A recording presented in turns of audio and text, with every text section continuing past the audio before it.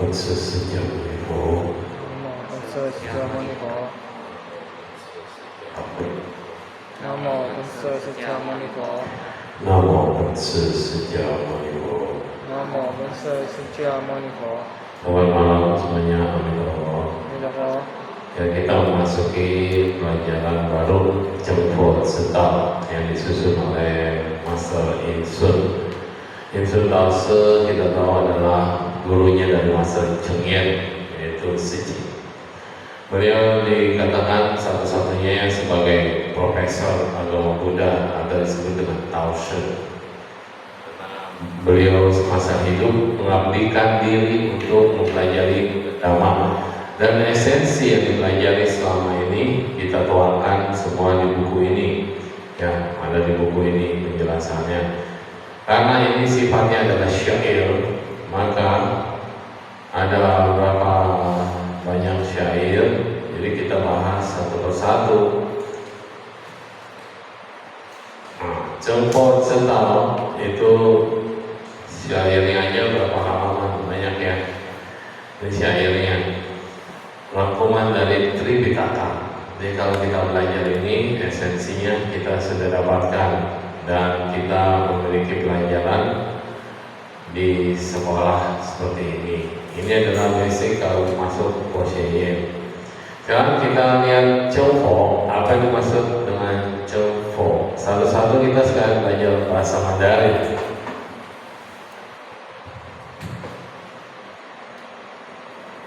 Ini adalah Chengfo, hasil. Ini adalah Fo. Fo sama dengan dari Ren ditambah Fu. Ini Ren, ini Fu. Ren artinya orang, Fu artinya bukan atau busu. Jadi kalau bicara kata Fo di sini, jangan adalah pencapaian,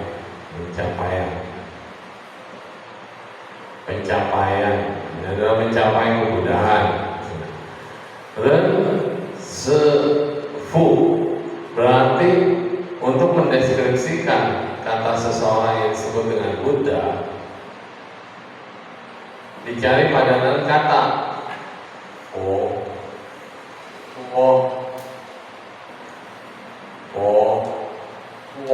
Jadi kata Buddha dalam bahasa Mandarin bahasanya mirip, diterjemahkan menjadi fo, tuo. Tapi orang Tiongkok itu suka satu kata atau cuma dua kata, kalau panjang disingkat. Jadi diambillah kata fo-nya aja. Nah, sebagai Buddha, fo, tuo. Nah, ini gak ada arti karena ini adalah dari kata Bud. Foto, nah Budnya sendiri mengunjau kata Buddha, pencerahan bodi, yaitu dicari padanan kata Ren tambah Fu, artinya bukan orang. Apa yang dimaksud bukan orang?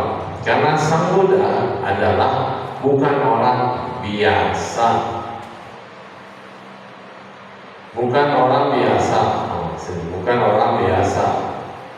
Tetapi seseorang yang telah mencapai penerangan sempurna dengan usahanya sendiri tanpa bantuan dari makhluk lain.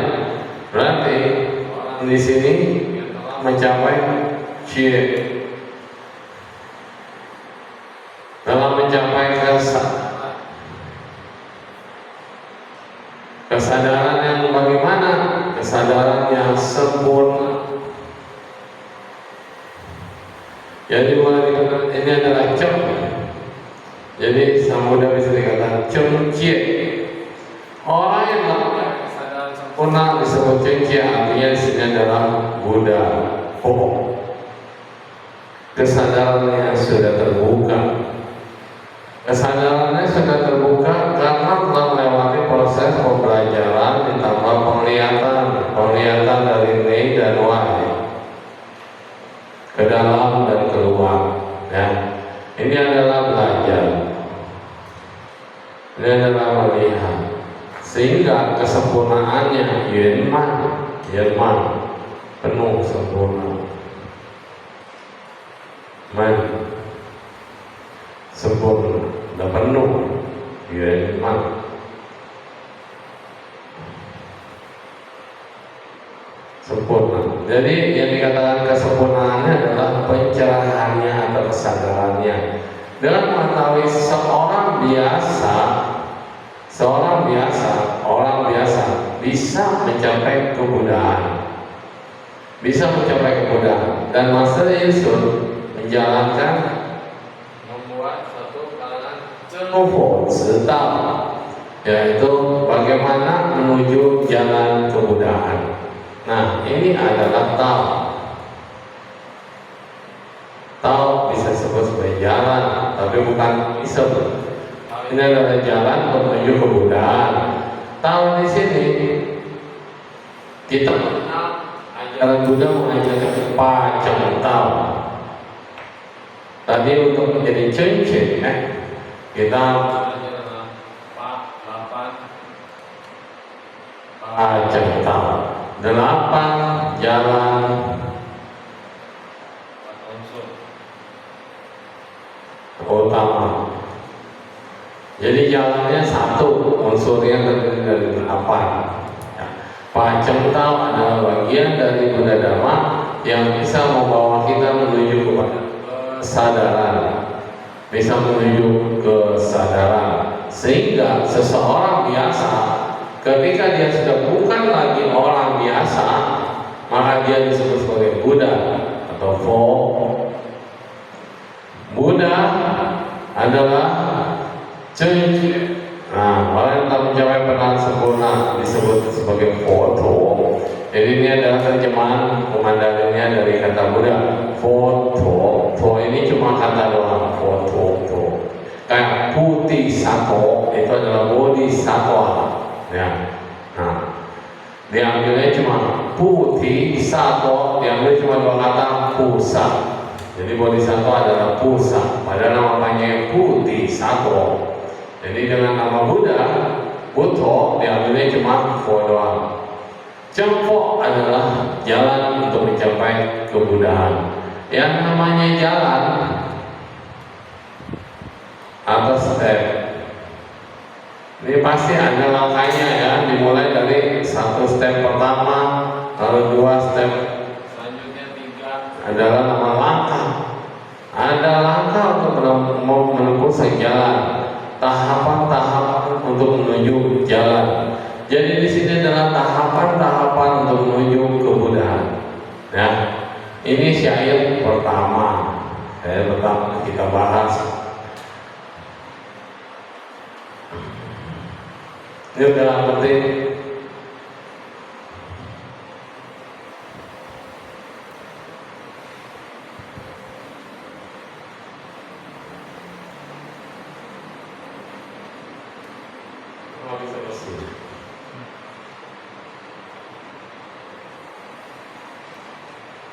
Kita belajar satu-satu. Penghormatan kepada Satpam.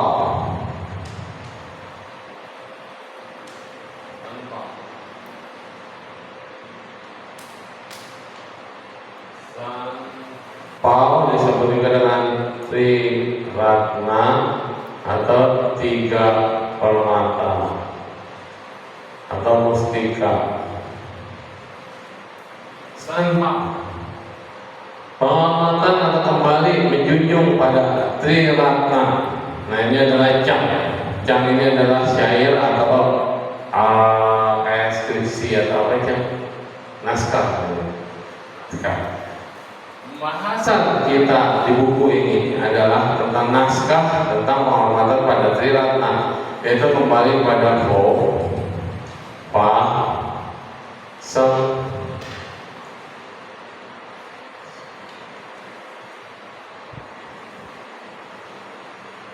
O, Pa, Sem, Buddha, Dharma, Sangha. Berarti pembahasannya adalah tentang Buddha dan Sangha. Buddha adalah seseorang dengan usahanya sendiri tanpa bantuan makhluk lain mencapai kesadaran sempurna dan mencapai kesempurnaan Buddha. Dharma adalah Dharma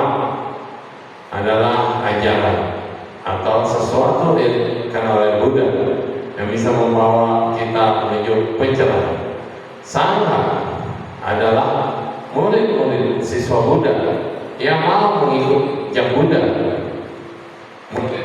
Buddha yang mau mengikuti jejak Buddha. Ketika kita mengatakan jejak Buddha, maka kita menjadi murid Buddha.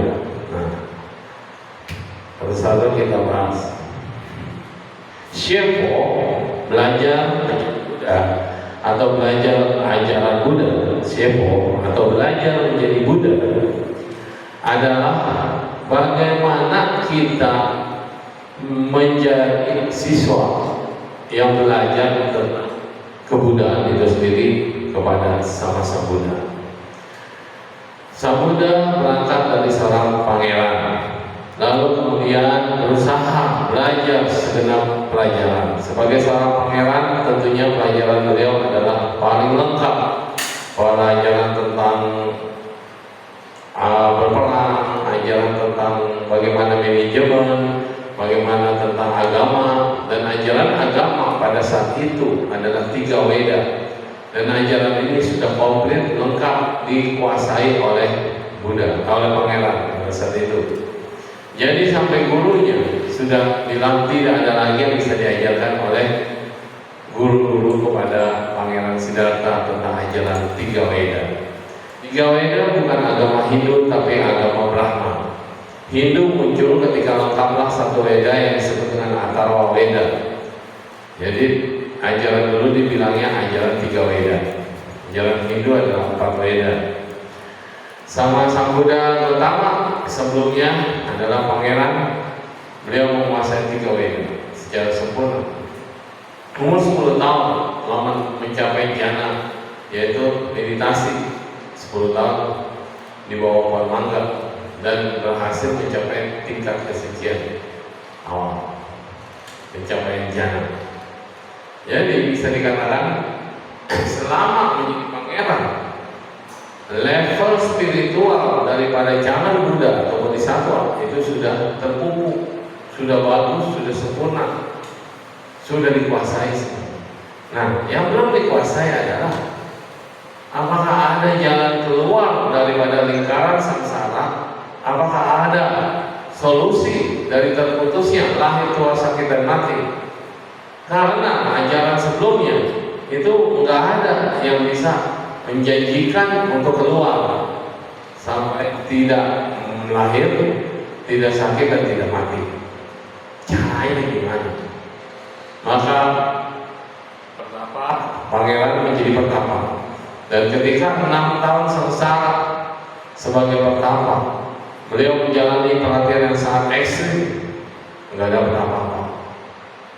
Karena tidak mendapatkan apa-apa, dengan cara yang sangat keras, beliau hampir kolaps, tinggal tulang sama kulit.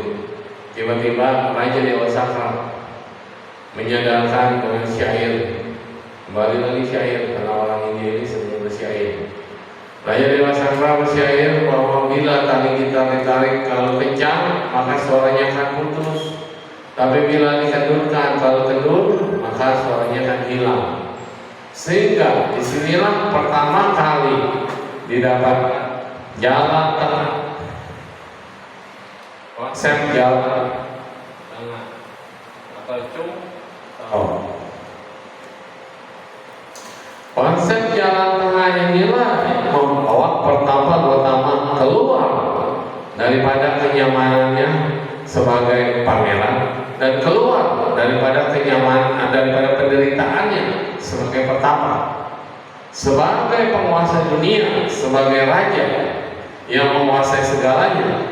Dia sudah memenuhi perasaan yang namanya sukha atau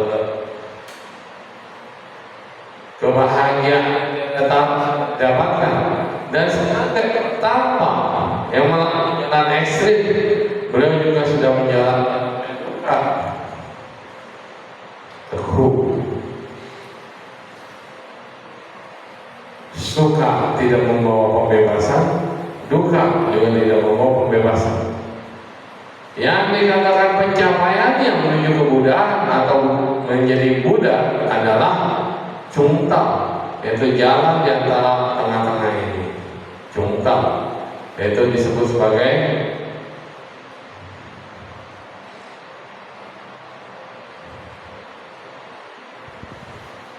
Madhya Arya Atangika Magga atau Madhya Magga. Madhya Magga adalah jalan tengah, ya. Arya Atangika Magga, Arya Madhya Magga. Asta Atangika Magga, 8 jalan tengah, ya. Jalan tengah ini menjadi fondasi beliau mencapai kebuddhaan. Artinya menghindari dua pola, tidak ke kiri dan tidak ke kanan, akhirnya tercapai Buddha. Setelah mencapai Buddha, beliau tidak memberikan ajarannya sendiri. Ini yang paling penting. Ketika menjadi Buddha, beliau ini langsung terbuka menyimak semua rahasia semesta dan universe ini.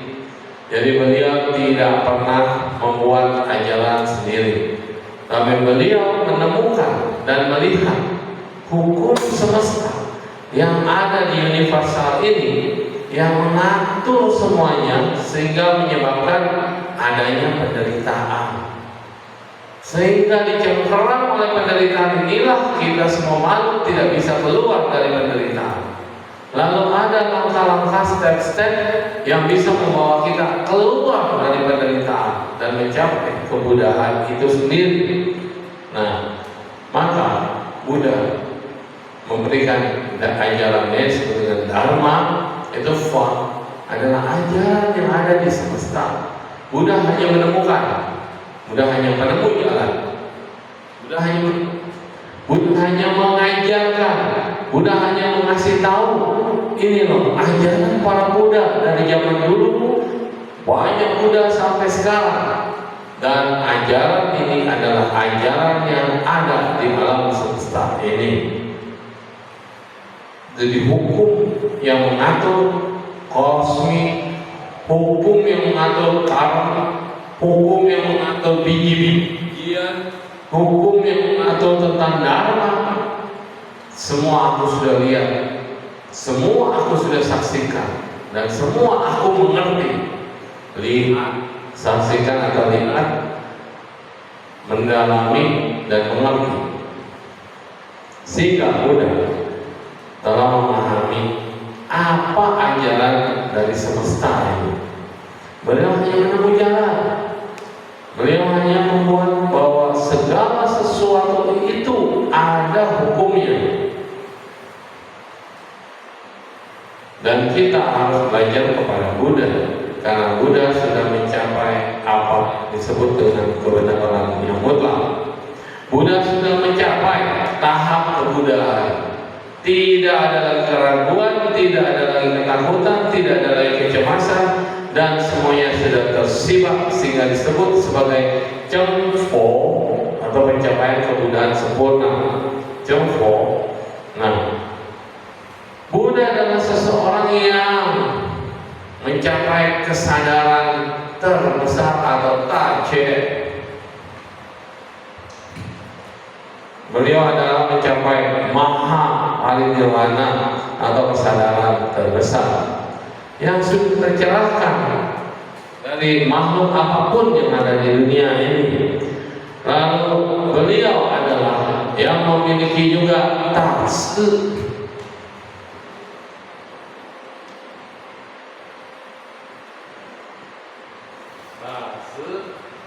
Ada maha Maitri, supaya Maha Maitri, artinya Maha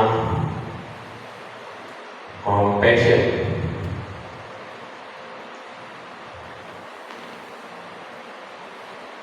Tatsum. Tache disebut juga Tahwe atau Maha. Pasnya disebut juga Maha Wisdom atau Great, ya, bahasa Inggrisnya Great Wisdom. The Great Compassion. Jadi seorang Buddha sebelum menjadi Buddha harus melewati yang disebut dengan bodhisattva. Jie you qing atau bodhisattva Budi Sato Bodhisattva Sato.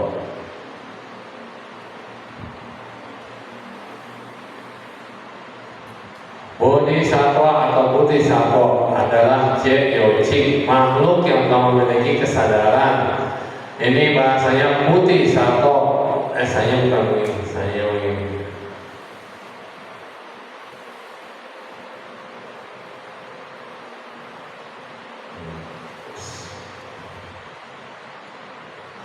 Bodhisattva itu disebut dengan Busa. Jadi Busa atau Bodhisattva adalah seorang yang telah mencapai kesadaran, dan langkah sebelum mencapai kebuddhaan adalah menyempurnakan sepe atau compassion, menyempurnakan cinta kasih, welas asih. Penyempurnaan daripada cinta kasih atau tase adalah segala sesuatu yang paling penting. Ini yang enam sambung.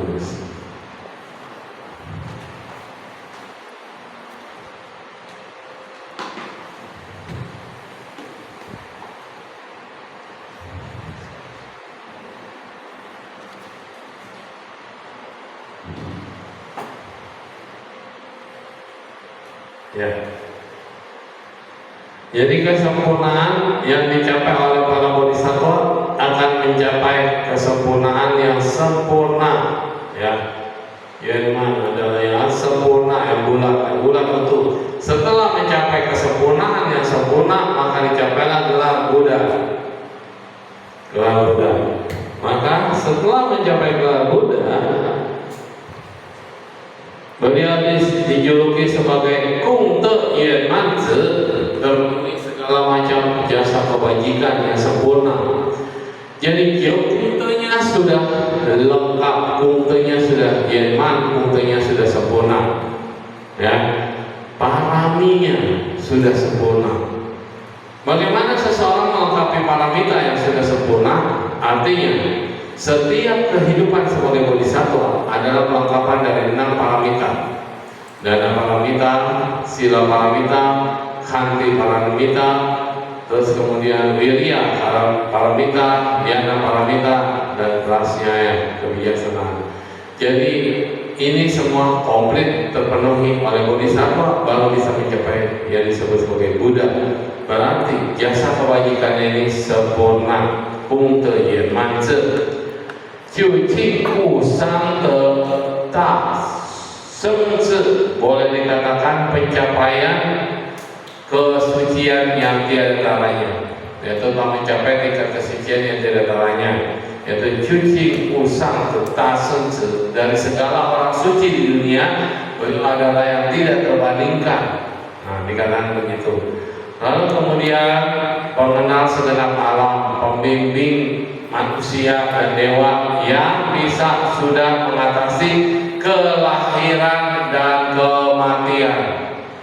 Ya, pembimbing manusia yang tiada taranya yang bisa mengatasi kelahiran dan kematian.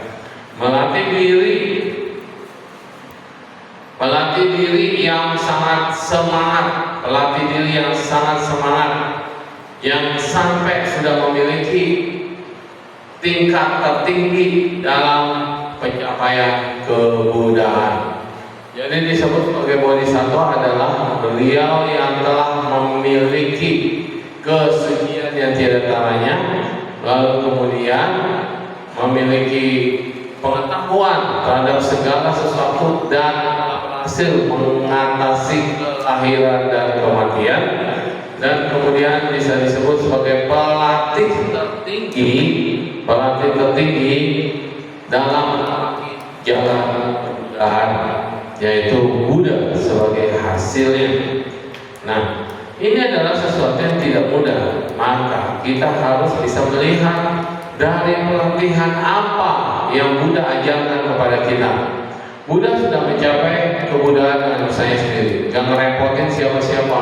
Buddha juga sudah mencapai realisasi dan kesadaran yang sempurna sebagai bodhisattva selama 4 asangkaya 100.000 kalpa. Ini adalah waktu yang sangat amat panjang sekali. 1 kalpa boleh dikatakan bumi terbentuk sampai bumi akhir. Maka kalau ada orang berkata kehidupan sekarang saya ingin mencapai Buddha, periksa dulu betul-betul, jangan sampai error. Kenapa? Karena kemudian adalah proses yang sangat panjang. Perjalanan sebagai bodhisattva 4 asangkaya 100.000 kalpa. Apakah kelahiranmu sama seperti bodhisattva? Karena setiap kelahiran dari bodhisattva pasti sama, lahir yang berdiri, bisa berjalan 7 langkah. Kalau kita tidak lahir berdiri dan berjalan 7 langkah, jangan mimpi dalam kehidupan sekarang kita bisa mencapai kebuddhaan. Ya, oke. Nah, jadi para Buddha muncul di dunia sangat amat sulit karena sempurna daripada pelatihan paramita. Kalau paramita kita masih bolong-bolong, dananya tidak sempurna, diminta sesuatu nggak diberikan, lalu silanya masih bolong-bolong, terus kemudian semangatnya nggak ada, ya udah, jauhlah daripada kemudahan, ya. Karena paramita harus sempurna. Dengan demikian, Buddha menunjukkan jalan kepada kita yang disebut dengan pintu Dharma. Pintu Dharma ini adalah yang membimbing kita ke dalam menjadi Buddha dengan jalan yang benar. Zheng Dao yang menjadi Zheng Fo dengan menjalani Zheng Jue, yaitu menjalani kebuddhaan. Baru kita bisa mendekati daripada kebuddhaan itu sendiri. Setelah kita mulai tersadarkan, kita mulai masuk dan kita mulai mendalami sampai menuju Buddha sebagai tujuan hidup kita. Jadi semua orang pasti akan mencapai kebuddhaan. Cuma waktunya sangat amat panjang dan lama. Tetapi kalau kita tidak memulai, maka kita akan berada jauh. Begitu kita mulai menjalankan Paceng Tao atau jalan yang benar, tidak ekstrim kiri dan tidak ekstrim kanan, berarti kita sekarang sudah mulai masuk arus ke dalam pemahaman terhadap bagaimana kondisi-kondisi menjadi seorang Buddha. Jadikan Buddha sebagai tujuan akhir hidupmu. Jadi Buddha adalah tujuan akhir hidup, bukan hidup yang sekarang ya, tapi tujuan akhir dari siklus kehidupan ini. Kita semua pasti akan jadi Buddha. Jadi kita harus betul-betul fasih untuk belajar agama Buddha atau belajar Buddha atau ajaran Buddha. Ini harus tulus dan ikhlas dan fasih. Ya, seharusnya kita belajar pintu Dharma untuk masuk ke dalam kebuddhaan. Lalu kita belajar Paceng Tao. Maka di sini setelah kita belajar cara untuk menjadi kebuddhaan atau pintu dharmanya, lalu kita belajar jalan yang benar, ini disebut Zheng Fo Zhi Dao. Judul yang atas Zheng Fo Zhi Dao. Itu kita belajar bagaimana untuk menuju kebuddhaan dengan jalan yang benar, bukan jalan yang sesat, bukan jalan yang salah, dan disebut Zheng Fo Zhi Dao. Fo Fa atau Buddha Dharma ini adalah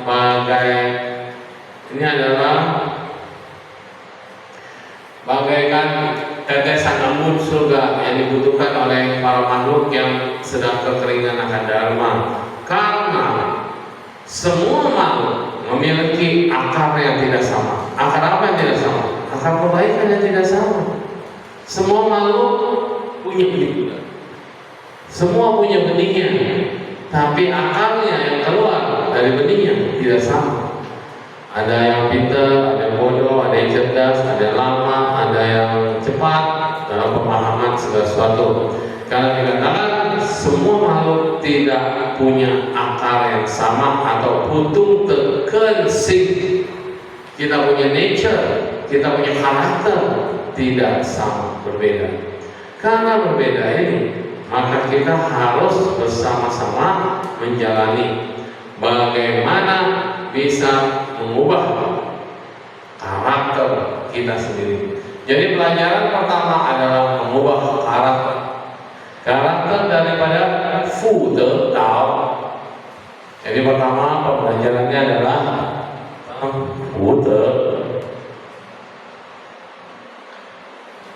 Untuk mencapai kemudahan, kita belajar satu kata.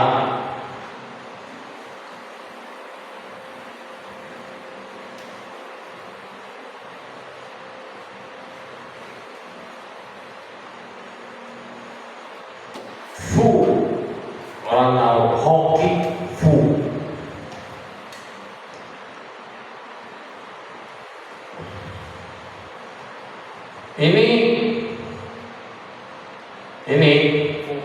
Ini adalah i. Ini artinya baju. Baju. Ini kan telan tadi. Fu. Ini satu. Ini mulut. Ini sawah.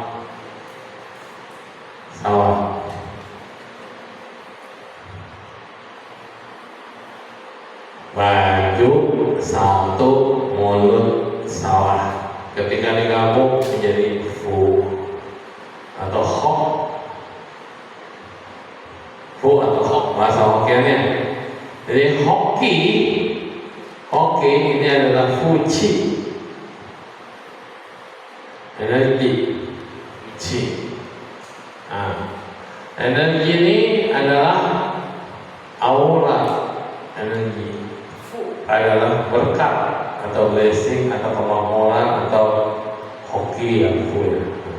Jadi yang dibilang fu zaman dulu, kalau kita dibilang fengfu atau kaya raya atau makmur atau hoki, namanya fengfu. Ini punya baju, bajunya bagus. Kalau untuk punya baju seseorang atau satu orang, Iko ini satu orang untuk pemakan. Jadi kalau seseorang untuk makan, untuk punya baju bagus, harus menggarap yang ladang, nitien atau ladang atau sawah. Ini kau mulut, i satu, i baju. Jadi yang dibilang keberuntungan, hoki, jasa, kalau naik fu, fengfu, kefu, dia harus bekerja. Tanpa bekerja nggak mungkin punya hok, nggak mungkin punya fu. Jadi bekerjanya usaha. Dengan berusaha menggarap ladang, maka seorang bisa sukses. Bisa dibilang sukses. Ladang, tien. Ini artinya sawah. Jubah para biku, jubah.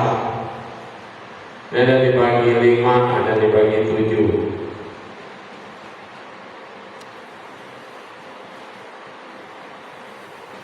Yang dibagi 7 jubah biku. Nah ini kayak gini bentuknya.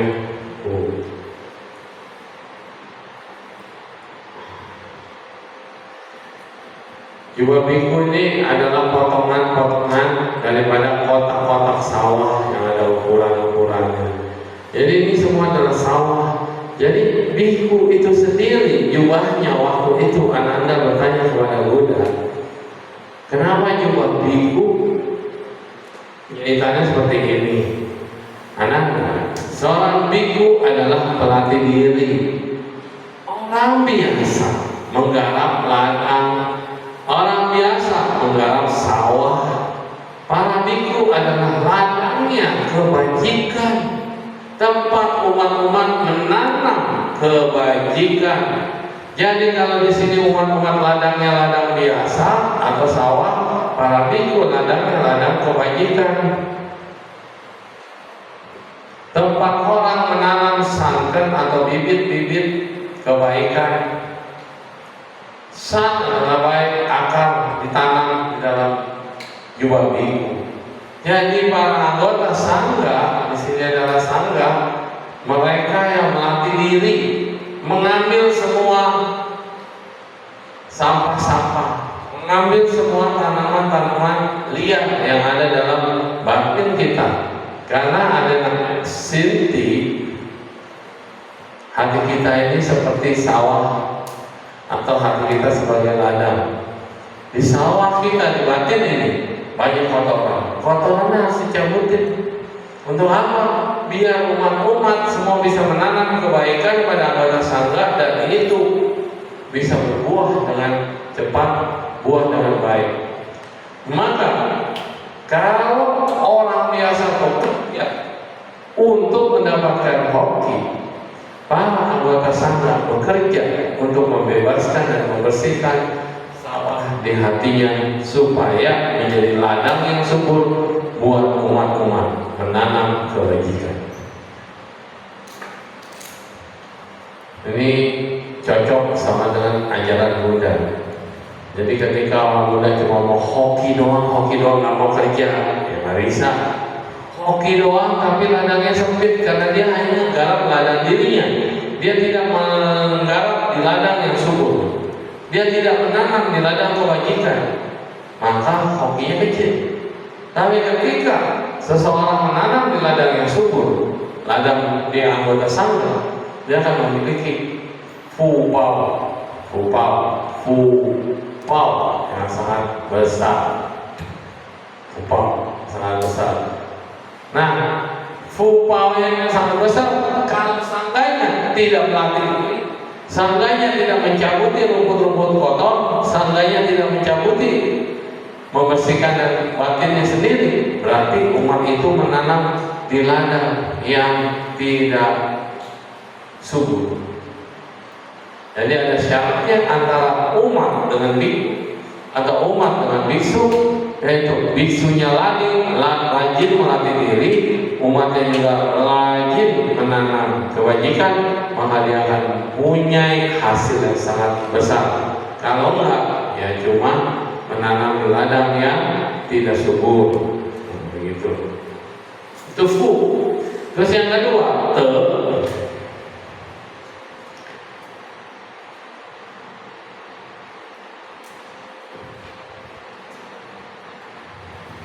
Yang kedua adalah te atau kung te.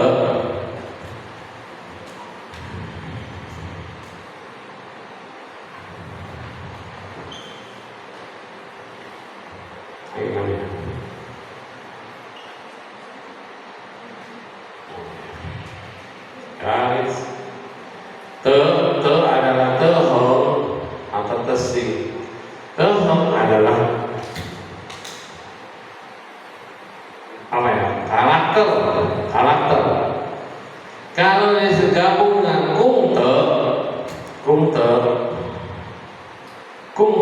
adalah kungfu, usaha. Te adalah after. Jadi kung te adalah jasa baik. Ini adalah jasa kebajikan. Fu adalah berkat, blessingnya. Te adalah usahanya mengubah karakter. Maka te di sini lihat ada karakter ini. Kalau karakter ini berarti ada ren ditambah ren. Orang. Nah, berarti satu yang punya karakter seperti ini nanti banyak orang. Ini ya 10 atau bisa juga disebut te atau tanah. Nah, ini adalah 4 1 di dalam hati. Ini apa ini? Karakter apa? 10 sama 4 14 sama 1 hati. Apa ini? Artinya apa? Oh, kalau begini kan ini ku. Kalau ditambah begini jadi 14. Gak ngerti kan? Apa? Nah, tapi kalau kita lihat te di sini, kita lihat dari karakter cara menulis, hati itu yang terdalam. Kalau dikatakan tuh ini adalah di atas tanah. Apa yang ada di atas tanah? Nah ini dia.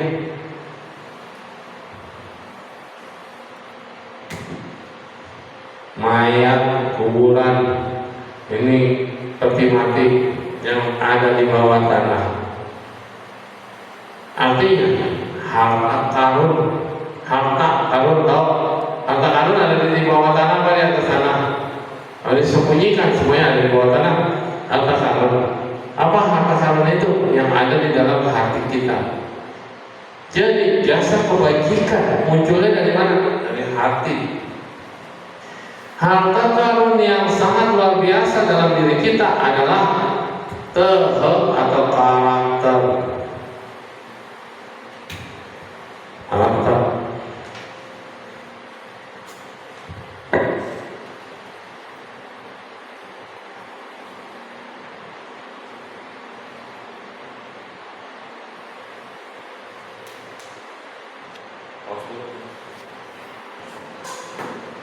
Jadi karakter yang disebut dengan ini adalah dalam titik sing adalah action untuk menjadikan atau tersing. Jadi artinya adalah kebajikan. Karakter apa yang ditumbuhkan untuk kita bisa melakukan action? Karakter yang bagaimana? Yaitu karakter yang baik. Alasan yang karakter yang baik, karakter apa yang baik? Yaitu karakter yang memiliki karakter yang memiliki benih-benih kebajikan, karakter yang memang benar, karakter yang memang sesuai dengan jalan, sehingga kita betul-betul memiliki memiliki hoki, memiliki berkat, dan memiliki perubahan karakter yang baik. Kebajikan. Kalau memiliki kebajikan berarti kita sudah memiliki atau jasa kebajikan. Nah, ada satu yang disebut dengan pintu masuknya hoki.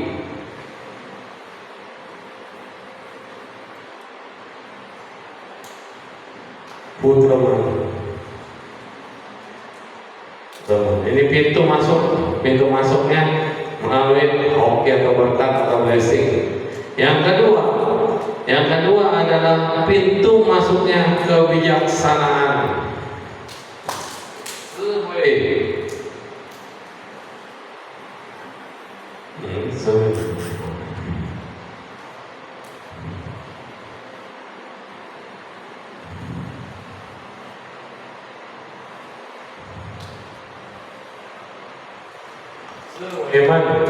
Yaitu pintu kebijaksanaan. Pintu kebijaksanaan. Yang tadi pintu dapetin kemakmuran, kesejahteraan, kekayaan atau hoki, pintunya di sini. Yang kedua adalah pintu wisdom. Ini apa ya? Kemakmuran bahasa Inggrisnya apa? Hoki apa bahasa Inggrisnya? Prosperous. Bukan laki juga prosperous. Yang ketiga itu kemakmuran. Yang ketiga adalah nansingtal.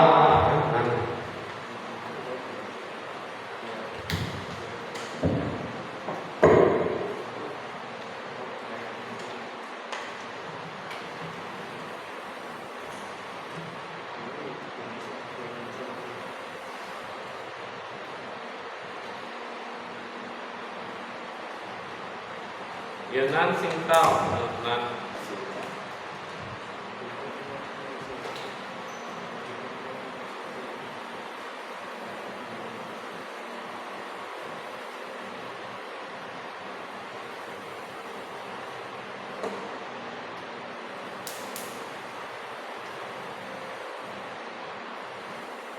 Boleh bukan jalan.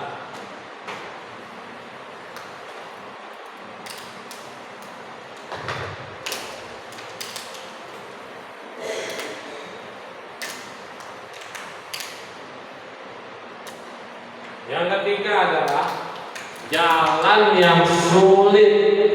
Nansing adalah jalan yang sulit dilalui. Nah, jadi kalau melewati kerumitan, melewati masalah, melewati sesuatu yang sangat rumit. Terus setelah nansing, sing tao.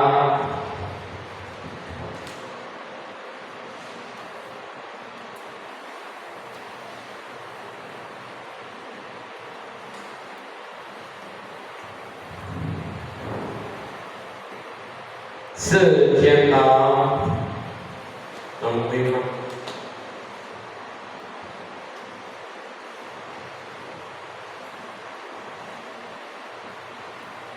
Nomor 6. Chu sekian tao.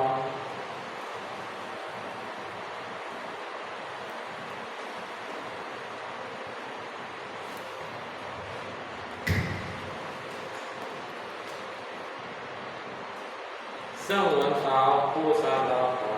Oke. Ini tahapan-tahapan jalan-jalan yang dilalui oleh orang.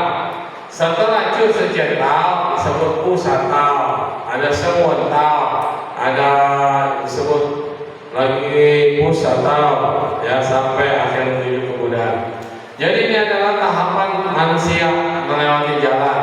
Orang pertama mau sukses, hidup enak, hidup damai, hidupnya bebas dari pertentangan, makmur. Itu cita-cita semua orang, betul? Semua orang maunya sukses, pasti berhasil. Yang kedua adalah setelah orang sukses, orang maunya bagaimana?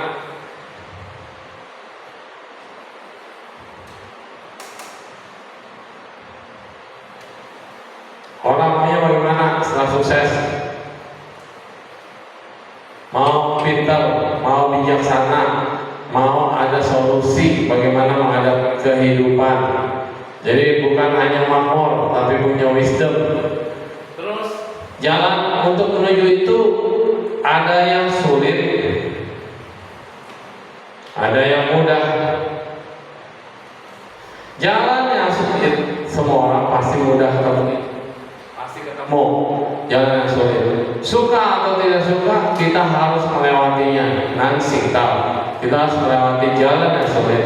Tapi setelah melewati jalan sulit, kita juga mendapatkan jalan yang mudah, jalan yang dilancarkan, jalan yang lempeng, jalan yang terang.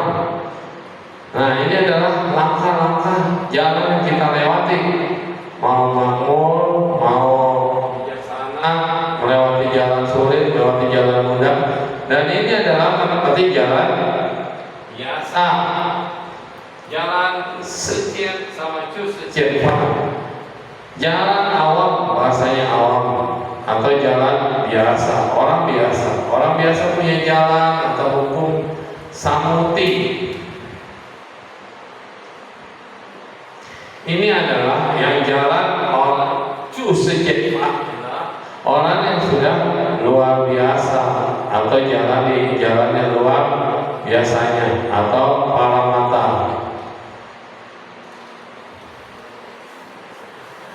Orang biasa adalah umat awam mengikuti jalan sejefa. Dia hidup di dunia ini, dia memiliki pandangan terhadap dunia ini, dia memiliki segala satu keinginan rendah, dia punya nafsu, punya kebencian atau apa, tata tertib hukum melewati kehidupan ini. Namanya sejefa, jalan manusia biasa. Kalau kita ada keluar cu sejefa, artinya kita sudah bukan lagi orang biasa. Cu sejefa adalah jalan yang dimiliki oleh orang-orang suci. Dia sudah menganalisa kehidupan sebagai orang biasa, dan dia memiliki jalan untuk keluar daripada kebiasaan orang biasa. Maka disebutlah kebenaran, jalan kebenaran. Kebenaran yang tidak biasa disebut sebagai kebenaran yang mutlak atau kebenaran para mata. Kebenaran yang tidak dimiliki oleh orang awam, pengetahuan yang tidak sama dengan orang awam. Ini adalah cu sejefa. Bagaimana cara kita keluar dari lingkaran samsara, terputus daripada lomba dosa dan moha, ini adalah Chu Shijian Dao yang mencapai kemudahan. Setelah Chu Shijian Dao ada Sheng Wen Dao, jalan para srawaka, yaitu srawaka itu adalah para orang suci. Lalu setelah itu masuk ke dalam Pu Sa Dao, yaitu jalan Bodhisattva. Yang semuanya boleh dikatakan tidak ada jalan lain, nggak ada jalan yang berdua atau tidak ada jalan yang lain, cuma satu jalan. Satu jalan menuju kemudahan. Dari jalan yang banyak ini ada 8 jalan. Semua langkah-langkah jalan ini akan menuju pada jalan Buddha. Nggak ada jalan lain selain menuju kemudahan. Ini adalah tahapan-tahapan yang harus kita lewati sebagai manusia. Nah, segala sesuatunya, iche ufei jianghuo de famen, segala sesuatunya tidak ada jalan yang bukan daripada jalan kemudahan.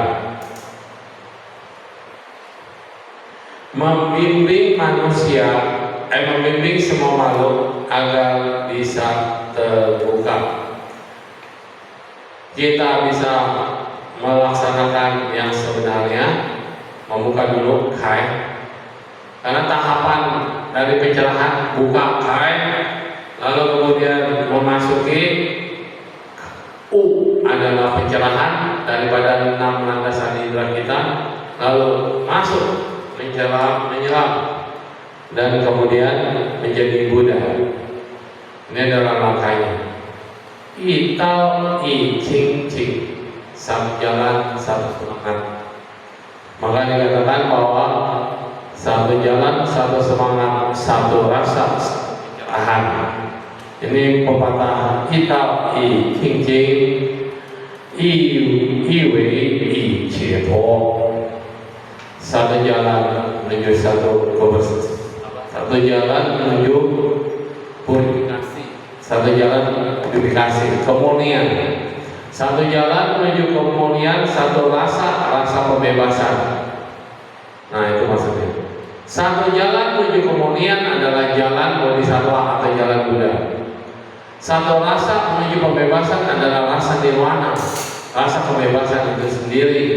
Nah, maka ini pepatahnya Itao i cing cing, i wei i cepo. Fang pian you tuman, kemudahan-kemudahan atau yang disebut dengan fang pian faman, kemudahan itu ada banyak pintu. Semuanya tidak melewati 2 jalan. Semua fang pian faman, semuanya hanya ada satu jalan, yaitu jalan kemudahan. Kita bisa lihat kayak lautan samudra. Yang dimaksud satu jalan itu bukan berarti jalannya cuma satu ya. Satu jalan menuju. Jadi kalau misalnya Anda jalan di kali Cisadane, satu lagi jalan di kali apa yang banyak-banyak, kali Sungai Batanghari, Sungai Citarum, sungai-sungai lain, jalannya satu. Gak ada 2. Anda berjalan di jalan manapun, Anda masuk ke dalam pintu manapun, ujungnya akan bermuara pada lautan samsara atau lautan pantai bahagia. Satu jalan menuju Buddha. Kalau Anda dari sungai-sungai itu bermuara pada satu kali atau pada satu laut yang mana? Nanti semua harus menyeberang, semua harus melewati sampai ke pantai seberang. Yang dikatakan pantai seberang adalah pantai nirwana. Semua sungai-sungai besar kecil, hitam, bagus, jernih, semua akan bermuara pada lautan. Dan lautan itu nanti akan bermuara lagi, menyatu sampai seberang, yang disebut dengan pantai seberang atau pantai nirwana. Ya. Nah,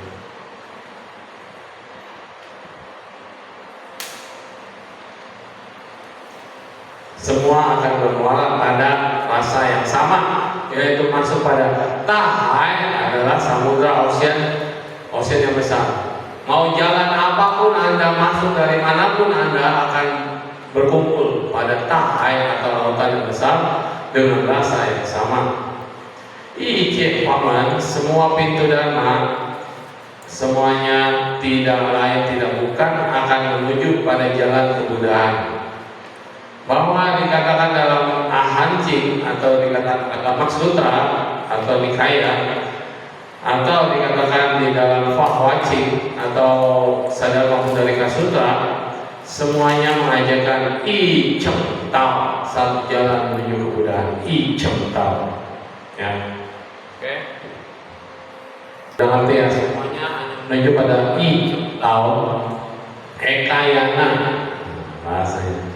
Eka adalah satu, Yana adalah jalan. Jalan ini cuma satu. I Cheng Tao itu yaitu jalan kemudahan itu sendiri. Itu menuju pada Eka Yana. San Pao adalah Fo Fa, inti daripada ajaran Buddha Dhamma adalah San Pao. Hui Ching San Pao artinya kita memasuki Buddha Dhamma, masuki level tahap, step by step memasuki pintu Dhamma. San Pao punya jasa kebajikan atau kungte yang luar biasa. Tidak ada uliang upian, tidak terbatas, tidak bisa diukur, tidak ada batasan. Uliang upian, kekuatan daripada jasa kebajikan Triratna uliang upian tidak bisa diukur dan tidak ada batas, ya.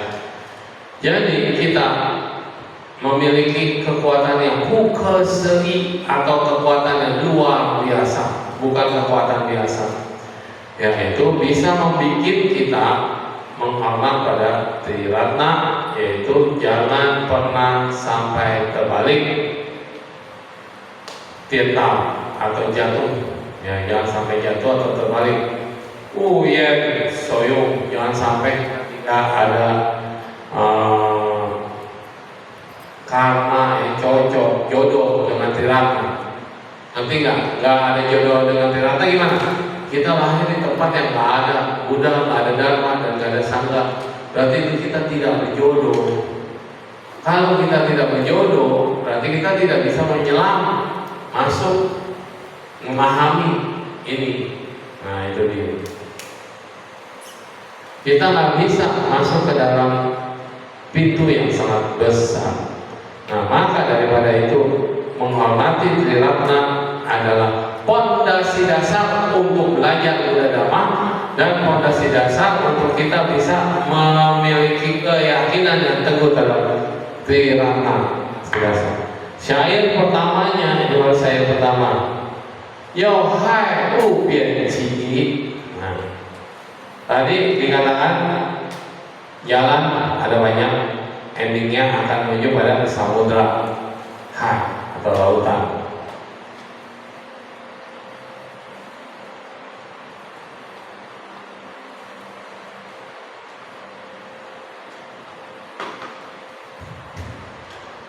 Ada lautan.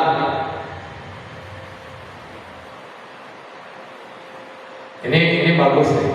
Kata laut hai itu bagus. Ini adalah santir sui, artinya ini adalah air sui.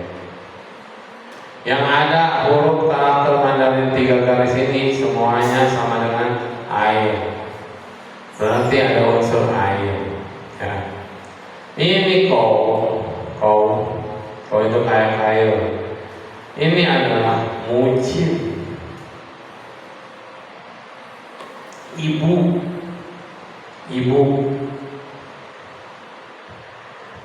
Jadi karakter Mandarin lucu ya. Ini adalah ibumu, Cin. Ibu ya, ibu. Ini adalah air. Jadi semua air akan menginduk, bahasanya induk. Semua air dari gunung lah, dari mana lah, semua akan menginduk kemana? Ke air atau lautan samudra. Benar nggak? Benar nggak? Dari gunung, air hujan mana, masuk ke kali, masuk ke sungai, semuanya akan berinduk pada samudra. Maka samudra atau lautan itu adalah kumpulan dari semua air. Jadi bisa mengatakan ibunya dari semua air ngumpul atau menginduk bermuara, bahasanya begitu.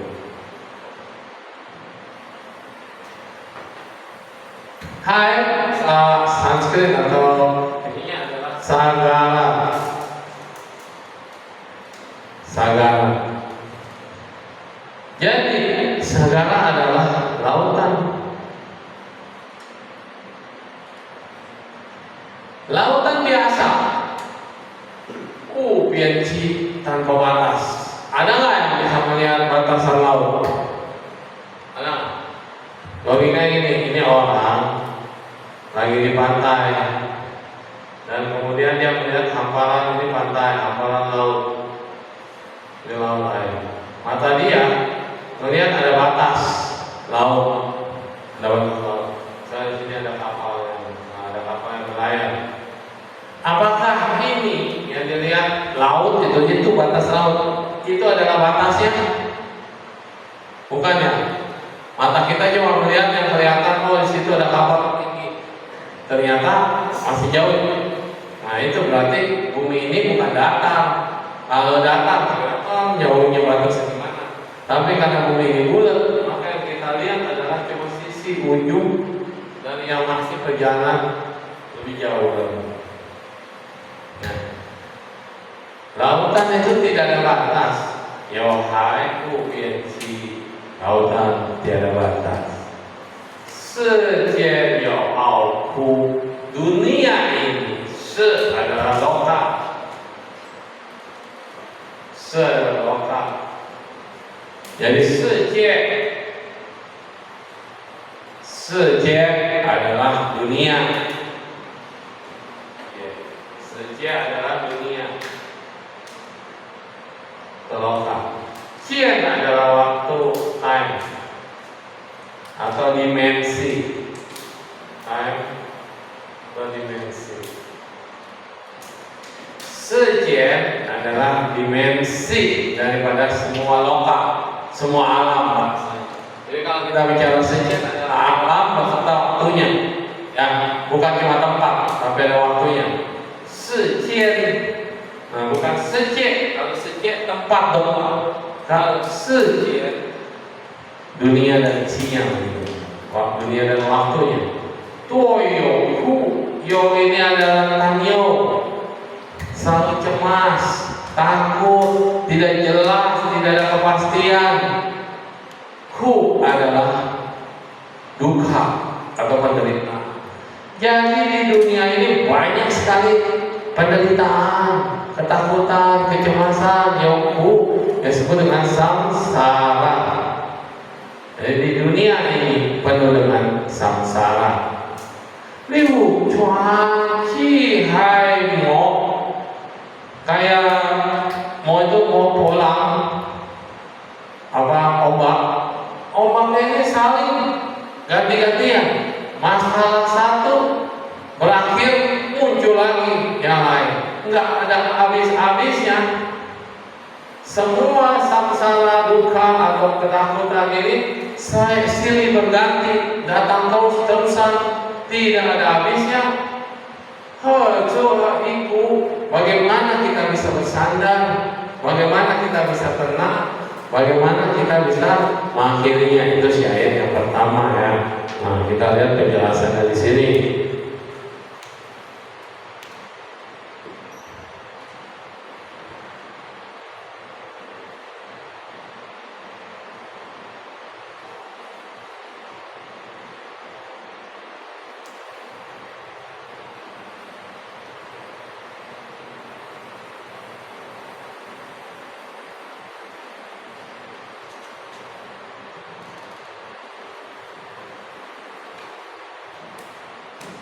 Bagaimana cara mengatasinya? Bagaimana cara mengakhirinya? Ya. Jadi kalau kita tahu samudra ini tidak terbatas, loka ini, kehidupan ini banyak sekali penderitaannya. Semuanya itu saling bergantian, tidak ada batasnya, tidak ada habisnya, tidak ada akhirnya. Terus gimana cara mengakhirinya? Pertanyaan syair pertama ini, ngerti nggak arahnya kemana? Ngerti nggak arahnya kemana? Syair pertama mana tuh?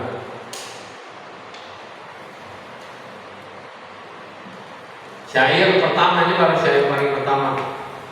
arahnya kemana? Samsara. Iya, maksudnya orang nulis ini untuk nunjukin gambarin apa? Hidup yang putar-putar gitu. Ya, kita udah tahu ada lautan penderitaan atau lautan samsara. Nah, lautan ini tanpa ada batasnya. Terus mereka yang berada di cengkeram dalam dunia ini tidak ada yang tenang, semuanya dicengkeram oleh penderitaan, ketakutan, kecemasan, fana, semuanya. Terus dikatakan ini nih gak terus menerus menimpa kita, nggak ada akhirnya, nggak ada endingnya. Terus pertanyaan terakhir, seiku bagaimana cara akhirnya? Berarti syair ini menunjukkan orang ini udah capek. Dia udah lihat kondisi dunia kayak begini, duka, penderitaan, gimana endingnya? Pertanyaannya. Berarti yang paling ditekankan adalah yang bawah. Kita udah tahu ini dunia ini penuh penderitaan dalam sama-sama. Gimana cara mengakhirnya? Ini tanda-tanya, sehingga tanda-tanya ini memicu kita untuk merenung, memicu kita untuk mencari jawabannya. Ya. Jadi berlindung kepada hati kita yang sesungguhnya, ya. Ketika kita kembali ke hakikat diri yang sejati. Kemarin saya ada ngisi pembelajaran dari banyak agama, ya. Saya agama Buddha.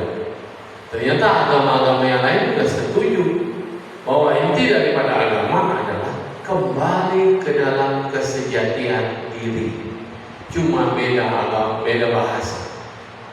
Bahasa Buddhis jelas, pelai, kembali ke hakikat diri. Pelai itu, ya kan? Pada dasar tidak ada datang dan pergi.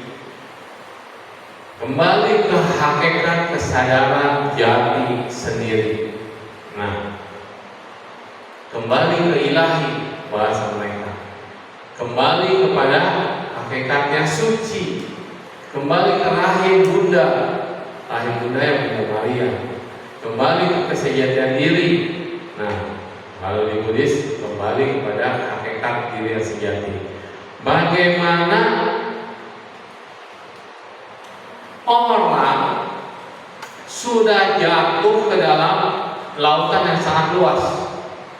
Seseorang itu udah nyebur di dalam lautan yang sangat luas, lautan sangsara yang tiada habisnya. Dia udah kecebur di lautan, cuma ngandelin dan terhanyut terombang-ambing di bawah oleh ombak. Hanyut sini, hanyut sana, dia nggak tahu arah, dan kemudian dia terombang-ambing di bawah oleh ombak. Ombak yang sangat kencang. Jadi manusia pakai perahu yang terombang-ambing oleh ombak, olang namanya. Lalu pergi mengembara kemana-mana, sejauh dia pergi ke tempat-tempat yang gak jelas, arah yang tidak jelas. Artinya kita ini sudah ada di dalam lautan samsara. Kita ini sedang berada di dalam lautan samsara, terus terombang-ambing dalam kehidupan yang tidak jelas. Itu bahasanya. Dalam melanjutkan lahir mati yang tidak ada berakhir. Jadi kita tuh terus-terusan dalam setiap kehidupan, lahir mati, terus-terusan terombang dalam lautan samsara. Bagaimana bisa berhenti? Bagaimana bisa mengakhiri? Bagaimana ini semua bisa diselamatkan? Sampai kapan aku bisa melihat padang rumput yang indah? Kalau orang udah kecebur di lautan, orang sudah berada di tengah samudra, apa yang dirindukan? Yang dirindukan adalah tanah atau daratan. Yang dirindukan adalah hamparan rumput yang hijau. Yang dirindukan adalah tangannya bisa memegang sesuatu yang jelas. Tangannya bisa berpegangan. Kenapa? Di lautan apa yang mau dipegang? Nggak nggak ada apa-apa yang buat berpegang. Berenang, bisa berenang, apa yang bisa dipegang? Kapal selancar, kapal selancar, nggak ada. Orang ini lagi tenggelam dalam samudra, dalam lautan, nggak ada yang bisa berpegang, maka dia akan merindukan pegangan. Kalau ada papan dia bisa pegang, kalau ada perahu dia bisa naik. Tapi di lautan samsara tanpa ada apapun, tidak ada yang buat dipegang. Maka ajaran Dharma adalah ajaran yang menyebabkan kita bisa memegang, ada pegangan untuk mengatasi samudra kehidupan yang penuh penderitaan. Ketika kita mendengar angin yang sangat kencang, ketakutan, cemas, badai. Ketika kita ditimpa oleh hujan yang sangat deras, takut, cemas. Ketika kita mendengar burung uya itu burung gagak, takut, cemas. Jadi di lautan samsara ini atau di lautan penuh penderitaan ini, semua orang itu sedikit bunyi aja sudah menyebabkan kecemasan. Sedikit bunyi aja sudah membuat perasaan kita tidak tenang. Nah, semua membuat pikiran kita kacau, tidak tenang, tidak jernih, tidak bisa berpikir dengan tenang. Itu namanya orang lagi tenggelam atau hanyut, mana ada yang tenang. Nah, segala hal kecil bisa berubah menjadi banyak. Segala kenangan bisa berubah menjadi part, bisa bagian-bagian yang menakutkan dan segala macam. Maksudnya gini loh, bentuk-bentuk pikiran kita udah kacau, nggak bisa berpikir tenang. Akhirnya berpikir besok mau mati lah, halusinasi lah, di depan ada hiu lah, nanti ada buaya lah, tidak ada tenang gitu. Semua ini pada akhirnya membuat kita memiliki satu niento atau satu pikiran. Pikirannya bagaimana? Bagaimana kita bisa mendapatkan perahu? Kalau orang lagi di dalam hanyut di dalam samudra, pikirannya cuma satu. Bagaimana bisa mendapatkan perahu? Supaya dia bisa tenang. Bagaimana bisa berpegangan terhadap sesuatu yang bisa membuat dirinya aman. Ada kayu yang sangat besar atau rakit, dia harus mencari itu supaya bisa menyelamatkan hidupnya, supaya dia bisa berlangsung hidup, supaya dia tidak mengalami kematian. Semua orang pasti takut mati, bahasanya begitu. Nah, pokoknya kita menginginkan sesuatu yang bisa kita pegang, apapun itu. Masalahnya, kalau lagi terombang-ambing begitu, bisa nggak kita menemukan perahu? Bisa nggak? Di alam bebas, di luar samudra luas, bisa nggak? Nggak bisa kalau kita ngaruh. Tapi kalau karma baiknya ada, bisa nggak? Jadi harus ada kondisi kebajikan itu berbuah. Ada kapal pas lewat, ada nelayan lagi melayang.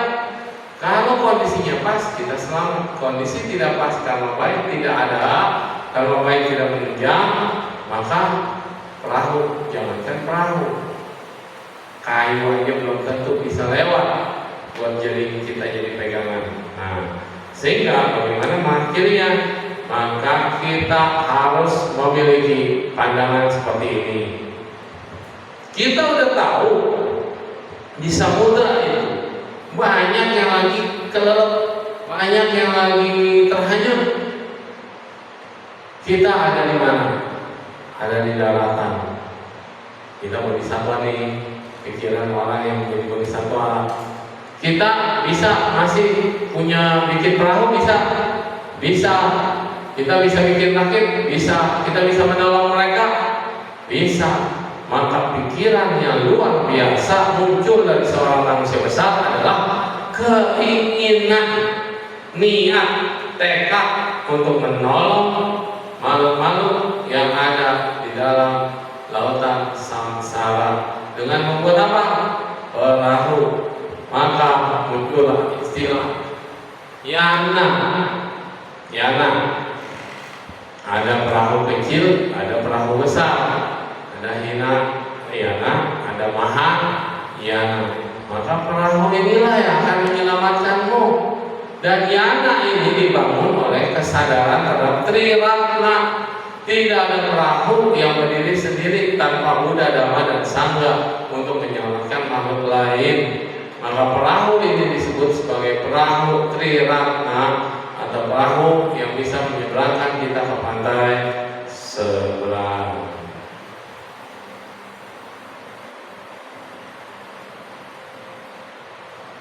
Oke, udah jam berapa? 9 lewat sih. Dan 10 ya. Nah, jadi sekarang kita sudah mengerti, sudah tahu bahwa dalam lautan samsara, lautan penderitaan, bahwa semua makhluk ini sekarang memiliki akal kebajikan yang tidak sama. Berapa banyak mereka yang harus melewati kesulitan, penderitaan, dan ketidakjelasan. Maka daripada itu kita menyadari mereka belum punya kesadaran. Kita harus punya kesadaran. Semua makhluk yang ada kehidupannya, bahwa semuanya belum tentu melihat ajaran kebenaran. Maka ajaran kebenaran yang disebut dengan Sutra Buddha itu dianggap yo. Jadi Buddha yo, kata yo ini di sini adalah Sutra Buddha yo, ya yo. Yo itu eksis. Hai, Menika Chungsen, itu semua makhluk bisa memiliki kebudahan. Semua makhluk pasti bisa menyelami pintu dharma. Iseng yo, iseng, setiap kelahiran demi kelahiran, tidak ada batas, tidak ada jarak, semuanya tanpa batas, tidak bisa diukur. Kita lahir mati, lahir mati, lahir mati, sampai suatu saat kita akan memiliki satu kehidupan, satu kelahiran lagi, dan satu kelahiran lagi. Itulah yang disebut dengan akhirnya daripada kita melewati siklus lahir dan mati. Satu kehidupan itu yang tanpa batas itu disebut sebagai kelahiran terakhir sebagai Buddha. Sebagai Buddha. Jadi kelahiran seorang Buddha atau pencapaian seorang Buddha bisa dikatakan seperti Hai O Bian Chi, Yo Hai O Bian Chi, siklus kelahiran yang tiada putus, lahir tua sampai mati, lahir tua sampai mati, nggak ada batas. Sampai satu kelahiran lagi akan jadi Buddha. Oke? Nah, demikian kita bisa sampai di sini mengerti, dan kita akan melihat bahwa isi yo isi, setiap kelahiran demi kelahiran, setiap dunia demi dunia, semua ini kita mengetahui dalam dunia ini ada yang dicengkeram oleh tempat dan waktu. Dunia manusia banyakkan menderitanya, sedikit kebahagiaannya. Kebahagiaan berakhir, penderitaan datang. Sesungguhnya banyak masalah dan banyak kekhawatiran, banyak penderitaan. Maka dikatakan yo hei nao ku chu ta ku chi, bahwa kita semua tidak lepas daripada fanau atau kilesa, tidak lepas daripada dukkha. Dengan menyadari bahwa semua makhluk di semesta alam ini semuanya seperti terombang-ambing dan terus-menerus berputar, tidak ada kepastiannya, putar lahir tua sakit mati. Bahwa di dunia ini kita entar jadi dewa, entar jadi binatang, entar jadi setan, entar jadi asura, entar masuk neraka. Ini adalah kelahiran yang terus-menerus seperti lingkaran yang tidak akhirnya. Pertanyaannya adalah bagaimana untuk mengakhiri ini semua? Bagaimana supaya kita bisa terbebas Bagaimana kita bisa bebas? Kita tidak lagi memiliki ketakutan, kita tidak lagi memiliki kecemasan, kita memiliki pegangan dan kita memiliki jalan untuk pembebasan. Maka syair pertama adalah pertanyaan dari masalah, bahwa gimana kita bisa melewati menuju jalan Buddha. Ya. Nah, ini baru saya pertama, banyak. Baik, selanjutnya. Jadi ngerti nggak ya? Apa harus pakai bahasa Indonesia atau pakai tambah Mandarin? Kalinya juga. Ngerti nggak? Yang ngerti Mandarin ngerti, ya enggak? Nah, kesulitan apa enggak ya? Susah nggak? Kalau mau kita bahas satu persatu, ya bahasnya kayak gini. Jadi sambil ngerti belajar Mandarin, sambil ngerti Dharma. Ya kalau cuma mau translate-nya doang, bahasa Indonesia-nya, ya saya ngoci-ngoci aja. Mau yang mana? Mau yang mana teknik belajarnya? Jadi kita sambil belajar Mandarin, dan nanti akan mulai kan satu-satu gitu. Ya, tapi yang harus buku aku tulis, kalau enggak ya lupa. Karena ini adalah saya nggak ngerti. Ini cuma semua tuh susah. Bayangin, coba si picu ya belum tentu semua kata paham, ya kan? Bisa baca, tapi belum tentu ngerti. Nah, jadi dulu saya belajar Mandarin sama belajar Buddha Dhamma digabung.